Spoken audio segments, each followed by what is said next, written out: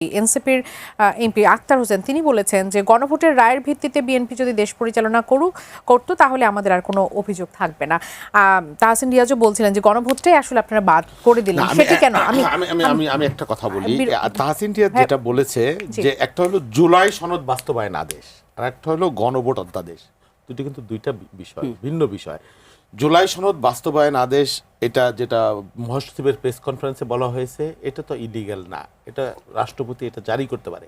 আর গণভোটের যে প্রভিশন এই আদেশ তো এটা তো সংবিধানের মধ্যে নাই, এটা বলা হয়েছে আর কি। হ্যাঁ, তারপর আর জুলাই সনদ এবং গণভোট এটা তো পরস্পর বিপরীতমুখী কোনো ইস্যু না, সংবিধানের মধ্যে নেই, সেটা নিয়ে পজিটিভ আলোচনা এটা বলা হচ্ছে। এটাই বলা হচ্ছে যে গণভোটের ইস্যুটা নাই। হ্যাঁ, গণভোটে আমরা অংশগ্রহণ করেছি, ভোট দিয়েছি, তখনকার বাস্তবতা আসলে নির্বাচনিত হয় না, এটাও সত্য। এটা একটা কৌশলগত ব্যাপারও হতে পারে, যাক, বা এটাকে আপনি নেতিবাচক ভাবে দেখ, কিন্তু আমার বক্তব্য সেই জায়গা না। আমি জিনিসটাকে পজিটিভলি দেখবো। জুলাই সনদ এবং গণভোট এর মধ্যে কি কোনো বৈপরীত্য আছে বা পার্থক্য আছে? একটু ব্যত্যয় আছে। ব্যত্যয়টা হলো, এবং একটা গণভোটের যে চারটে প্রশ্নের একটা প্রশ্ন হলো যে আমি আপার হাউস করব, এটা একটা অংশ। 100 সদস্যের আপার হাউস করব, এটা আর একটা অংশ। এবং আর একটা অংশ যে পিআর পদ্ধতি করব নাকি সংসদ সদস্যদের পদ্ধতিতে করব, এটাই তো পার্থক্য। শুধুমাত্র পিআর বা সংসদ সদস্য, আর সব কিছু এক। তার মানে একটা কোশ্চেনের আপনি 66% একমত, বাকি তিনটা কোশ্চেনের সাথে একমত।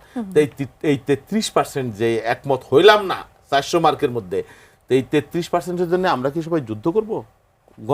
এটাকে যুদ্ধ করব? আমি তো বলছি যে আমি জুলাই সনদের সাথে আছি, এটা আমরা স্বাক্ষর করেছি, এটা আমাদের একটা নৈতিক দায়, কারণ সমস্ত জাতিকে স্বাক্ষর রেখে সবাই মিলে আমরা করেছি। এবং এই জুলাই সনদ বাস্তবায়ন এটা আমরা সকলে মিলে করতে চাই। হ্যাঁ, গণভোটের সাথে জুলাই সনদের যে পার্থক্যটুকু আছে সেই পার্থক্যের জায়গাটা আমরা কিভাবে মিনিমাইজ করবো, আর এর জন্য আগামী দিনের বাংলাদেশের সংস্কার প্রক্রিয়া থেমে থাকবে না।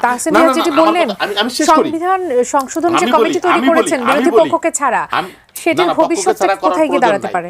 তাহসিন রিয়াজ না চাইতেই যদি আমি দিয়ে দেই, হ্যাঁ, তাহলে তাহসিন রিয়াজ এখানে অংশগ্রহণ করলো কি করলো না, সে যেটা চায় আমি যদি সেটা এগ্রি করে দিয়ে দেই, কিন্তু পদ্ধতিটা কি ঠিক হলো বাউল ভাই? আপনার কাছে কি মনে হয় পদ্ধতিটা কি ঠিক হলো? আমি বলছি না বিরোধী দলকে বাদ দিয়ে করব। বিরোধী দল যেটা চায় আমার কাছে আজকে যেটা চাইলো, কালকে যদি আমি সেটা দিয়ে দেই, তাহলে এটা নিয়ে তো ডিবেট করার কোনো প্রয়োজন নাই। হ্যাঁ, মেঘনা চাইতে বৃষ্টির মতো যদি হয়ে যায়, মেঘনা চাইতে বৃষ্টি হলে তাহসিন রিয়াজ আপনারা পেয়ে যেতে পারেন।